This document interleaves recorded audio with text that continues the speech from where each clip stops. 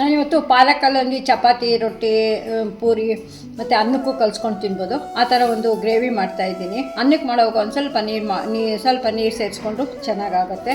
ಇದು ತುಂಬ ಟೇಸ್ಟಿಯಾಗುತ್ತೆ ಮತ್ತು ಹೆಲ್ತಿಯಾಗೂ ಇರುತ್ತೆ. ಮಕ್ಕಳು ಸೊಪ್ಪು ತಿನ್ನಲ್ಲ ಅನ್ನೋವಾಗ ಈ ಥರ ಮಾಡಿಕೊಟ್ರೆ ಮತ್ತು ಪೂರಿ ಚಪಾತಿ ಜೊತೆ ತುಂಬ ಇಷ್ಟವಾಗಿ ತಿಂತಾರೆ. ನೀವು ಬೇಕು ಅಂದರೆ ಇದಕ್ಕೆ ಸ್ವಲ್ಪ ಪನ್ನೀರ್ ಸೇರಿಸ್ಕೋಬೋದು, ಟೊಮೆಟೊ ಸೇರಿಸ್ಕೋಬೋದು. ಬಟ್ ನಾನು ಏನು ಹಾಕಿಲ್ಲ, ಹೀಗೂ ಚೆನ್ನಾಗಿರುತ್ತೆ. ನೀವು ಇದನ್ನು ಸ್ವಲ್ಪ ಇನ್ನೂ ದೊಡ್ಡದಾಗಿ ಕಟ್ ಮಾಡಿಕೊಂಡು ಚೆನ್ನಾಗಿರುತ್ತೆ. ಬಟ್ ನಾನೀಗ ಇದು ಫ್ರೂಟ್ ಪ್ರೊಸೆಸರ್ ಹಾಕಿ ಸ್ವಲ್ಪ ನುಣ್ಣಗಾಗಿದೆ. ಬಟ್ ಇದು ಚೆನ್ನಾಗೇ ಇರುತ್ತೆ. ನೀವು ಮಾಡಿ ನೋಡಿ ಹೇಗಿದೆ ಅಂತ ತಿಳಿಸಿ. ನಾನು ಹೇಗೆ ಮಾಡ್ತೀನಿ ಅಂತ ತೋರಿಸ್ತೀನಿ. Thank you. ಅಂದರೆ ನೋಡಿ, ಇದಕ್ಕೆ ನಾನು 1 ಹಿಡಿ ಸೊಪ್ಪು ತೊಗೊಂಡಿದ್ದೀನಿ. ನೀವು ಲೆಕ್ಕ ಮಾಡ್ಕೊಳ್ಳಿ, 1 ಹಿಡಿಗೆ ನಾನು ಎಷ್ಟು ಹಾಕ್ತೀನಿ ಅಂತ. 1 ಹಿಡಿ ಸೊಪ್ಪು ನೋಡಿ, ಇದು ಮಳೆ ಬಂದೆಲ್ಲ ಇದಾಗಿದೆ, ತೊಳೆದಿರೋದ್ರಿಂದ ಈ ಥರ ಇದೆ. ಮತ್ತು ಇದಕ್ಕೆ 2 ಈರುಳ್ಳಿ, 1 ಹಿಡಿ ಸೊಪ್ಪಿಗೆ 2 ಈರುಳ್ಳಿ. ಇದು ದೊಡ್ಡದಿದೆ. 3 ಬೆಳ್ಳುಳ್ಳಿ ಹೆಸರು ತೊಗೊಂಡಿದ್ದೀನಿ. ನಾನೀಗ ಮೊದಲಿಗೆ ನೋಡಿ, ಇದು ಸೊಪ್ಪು ಫ್ರೂಟ್ ಪ್ರೊಸೆಸರ್ಗೆ ಹಾಕ್ಕೊಂಡ್ಬಿಡ್ತೀನಿ. ಇಲ್ಲ ಸಣ್ಣಗೆ ಹಚ್ಕೋಬೋದು. ನಾನು ಇದರಲ್ಲಿ ಹಾಕ್ಕೋತಾ ಇದ್ದೀನಿ ಅಷ್ಟೇ. ಎಲ್ಲರೂ ಸಣ್ಣಕ್ಕೆ ಹಚ್ಕೋಬೋದು. ಈರುಳ್ಳಿನ 2 ದಪ್ಪ ಕಚ್ಚಿ ರುಬ್ಬಿಟ್ಕೊಂಡಿರ್ತೀನಿ.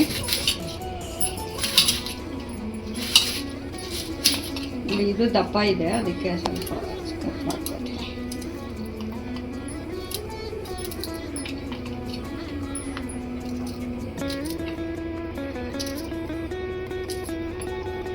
ಈಗ ಇದು ರುಬ್ಬಿಟ್ಟು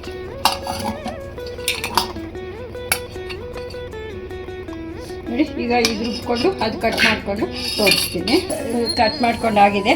ಇದು ರುಬ್ಬಿಟ್ಕೊಂಡಿದ್ದೀನಿ. ಈಗ ಒಂದು ಪ್ಯಾನ್ ಬಿಸಿಗಿಟ್ಟಿದ್ದೀನಿ. ಎಣ್ಣೆ ಸೇರಿಸ್ತಾ ಇದ್ದೀನಿ. ಒಂದು ಸ್ವಲ್ಪ ಎಣ್ಣೆ ಇಡಲಿ. 2-3 ಸ್ಪೂನಷ್ಟು ಎಣ್ಣೆ ತೊಗೊಂಡಿದ್ದೀನಿ. ಸಾಸಿವೆ ಸೇರಿಸ್ತಾ ಇದ್ದೀನಿ.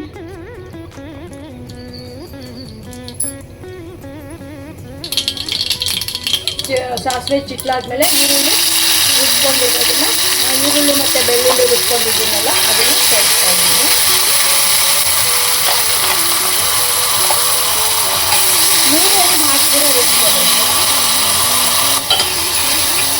ನೀರೇನು ಸೇರಿಸ್ಕೊಳ್ದಿರೋ ರುಬ್ಕೊಂಡಿದ್ದೀನಿ.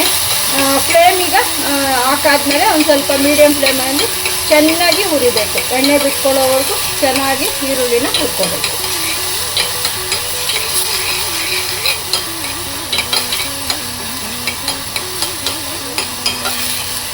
ಕಲಿಸ್ಕೊಂಡು ಒಂದು ಸ್ವಲ್ಪ ಈರುಳ್ಳಿ ಚೆನ್ನಾಗಿ ಎಣ್ಣೆಯಲ್ಲಿ ಫ್ರೈ ಆಗಬೇಕು. ಎಷ್ಟು ಈರುಳ್ಳಿ ಚೆನ್ನಾಗಿ ಹುರಿದ್ರೆ ಅಷ್ಟು ಚೆನ್ನಾಗಿರುತ್ತೆ ಇದು ಗ್ರೇವಿ.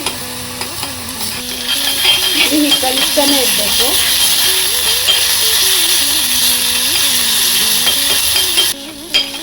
ನೋಡಿ, ಈಗ ಫ್ಲೇಮು ಸಿಮ್ಮಲ್ಲಿ ಇಟ್ಕೊಂಡಿದ್ದೀನಿ. ನೋಡಿ, ಈಗ ಎಣ್ಣೆ ಎಲ್ಲ ಬಿಡ್ತಾ ಇದೆ. ಈ ಟೈಮಲ್ಲಿ ಚಿಲ್ಲಿ ಪೌಡರು, ಇದು ಹಸಿಮೆಣ್ಸಿನ ಪುಡಿ ನೋಡಿ, ಇದು ಸ್ವಲ್ಪ ಹಾಕ್ತೀನಿ. ಕಾಶ್ಮೀರಿ ರೆಡ್ ಚಿಲ್ಲಿ ಅಂತಾರೆ, ಅದ ಕಲರ್ಗೋಸ್ಕರ ಇದು ಸ್ವಲ್ಪ ಸೇರಿಸ್ತೀನಿ. ಖಾರ ಅದು ನಿಮಗೆ ಎಷ್ಟು ಇಷ್ಟನೋ ಅಷ್ಟು ಸೇರಿಸ್ಕೋಬೋದು. ಮತ್ತು ಇದು ಸ್ವಲ್ಪ ಅರಿಶಿನ ಸೇರಿಸಿದ್ದೀನಿ. ಮತ್ತು ಜೀರಿಗೆ ಪುಡಿ 1/4 ಸ್ಪೂನಷ್ಟು ಜೀರಿಗೆ ಪುಡಿ ಸೇರಿಸಿದ್ದೀನಿ. ಮತ್ತು ಧನಿಯಾ ಪುಡಿ ಒಂದು ಸ್ವಲ್ಪ, ಬೇಡ, ಸ್ವಲ್ಪ ಧನಿಯಾ ಪುಡಿ ಇಷ್ಟು ಸೇರಿಸಿದ್ದೀನಿ. ಈಗ ಇದು ಸ್ವಲ್ಪ ತಳ ಹತ್ತುತ್ತೆ, ಅದಕ್ಕೆ ಒಂದು ಸ್ವಲ್ಪ ನೀರು, ಜಾಸ್ತಿ ಬೇಡ, ಒಂದು ಸ್ವಲ್ಪ ನೀರು ಹಾಕಿ ಇದನ್ನು ಸ್ವಲ್ಪ ಚೆನ್ನಾಗಿ ಮಸಾಲ ಸ್ಮೆಲ್ಲೆಲ್ಲ ಹೋಗೋವರೆಗೂ, ಹಸಿ ಹೋಗೋವರೆಗೂ ಸ್ವಲ್ಪ ಹುರಿಯೋಣ. ನೀರು ಹಾಕ್ತೀನಿ. ಹಸಿಮೆಣ್ಸಿನ ಪುಡಿ ಯಾವ್ದಿದ್ರೆ ಸೇರಿಸ್ಬೋದು. ನಾನು ಸ್ವಲ್ಪ ಕಾಶ್ಮೀರಿ ಬ್ಯಾಡಿಗೆ ಮೆಣಸಿನ್ಕಾಯಿ ಪುಡಿ ಸ್ವಲ್ಪ ಸೇರಿಸಿದ್ದೀನಿ. ಒಂದು ಸ್ವಲ್ಪ ಕಲಸಿ ನಾವು ಈ ಥರ ಸ್ವಲ್ಪ ಚೆನ್ನಾಗಿ ಹಸಿ ವಾಸನೆ ಹೋಗೋವರೆಗೂ ಹುರ್ಕೋತಾನೆ ಇರಬೇಕು, ಕಲಿಸ್ಬೇಕು. ಇಲ್ಲ ದಪ್ಪ ತಳ ಇದ್ರೆ ಪಾತ್ರೆ ತೊಗೊಂಡ್ರೆ ಚೆನ್ನಾಗಾಗತ್ತೆ. ನಾನು ರುಬ್ಕೊಂಡಿರೋ ಪಾಲಕ್ ಸೇರಿಸ್ತಾ ಇದ್ದೀನಿ. ಕಟ್ ಮಾಡಿಕೊಂಡು ಚೆನ್ನಾಗಾಗತ್ತೆ. ನಾನು ಅದು ರುಬ್ಕೊಂಡೆ ಸ್ವಲ್ಪ ಜಾಸ್ತಿನೇ ರುಬ್ಬಿಟ್ಟಿದ್ದೀನಿ ಅನ್ಸುತ್ತೆ. ನೀವು ಗ್ರೇವಿಗೆ ಎಷ್ಟು ಬೇಕೋ ಅಷ್ಟು ಈರುಳ್ಳಿ ಸೇರಿಸ್ಕೋಬೋದು. ಜಾಸ್ತಿ ಗ್ರೇವಿ ಥರ ಬೇಕು ಅನ್ನೋರು ಈರುಳ್ಳಿ ಜಾಸ್ತಿ, ಖಾರ ಜಾಸ್ತಿ ಹಾಕ್ಕೋಬೇಕು. ಸೊಪ್ಪು ನೋಡಿ ನೀವು ಹಾಕ್ಕೊಳ್ಳಿ.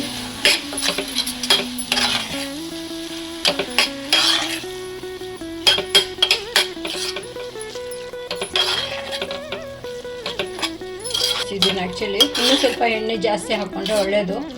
ಮನೆಯಲ್ಲಿ ಎಣ್ಣೆ ಬೇಡ ಅಂತಾರೆ ಅಂತೇಳಿ ಸ್ವಲ್ಪ ಕಮ್ಮಿ ಸೇರಿಸಿದ್ದೀನಿ.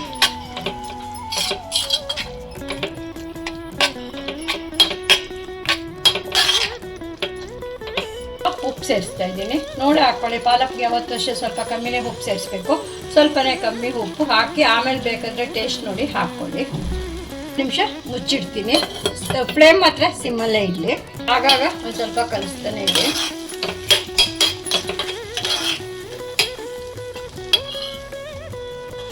ಫ್ಲೇಮು ಮೀಡಿಯಮ್ ಆಗಿ ಬಿಡಲಿ. ಇನ್ನೂ ಸ್ವಲ್ಪ ಚಿಕ್ಕದಾಗಿ ಹಚ್ಕೊಂಡ್ರೆ ಚೆನ್ನಾಗಿರುತ್ತೆ. ತುಂಬಾ ಸ್ವಲ್ಪ ಇದಾಯಿತು. ಮಿಕ್ಸಿ ತೊಳೆದಿರೋ ನೀರು ಸೇರಿಸ್ತಾ ಇದ್ದೀನಿ. ನೀವು ಬೇಕು ಅಂದರೆ ಸೇರಿಸ್ಕೋಬೋದು, ಇಲ್ಲಾಂದರೆ ಪರವಾಗಿಲ್ಲ. ಮತ್ತು ನೋಡಿ, ಮಕ್ಕಳೇನಾದ್ರು ಈ ಥರ ಗ್ರೇವಿ ತಿನ್ನಲ್ಲ ಅಂದರೆ ಸ್ವಲ್ಪ ಪನ್ನೀರು ಹುರಿದು ಪನ್ನೀರ್ ಹಾಕ್ಕೊಳ್ಳಿ. ಇಲ್ಲ ಬೇಕು ಅಂದರೆ ಒಂದು ಟೊಮೆಟೊನೂ ಹಾಕ್ಕೊಳ್ಳಿ. ಆವಾಗ ಟೇಸ್ಟು ಚೆನ್ನಾಗಿರುತ್ತೆ, ತಿಂತಾರೆ.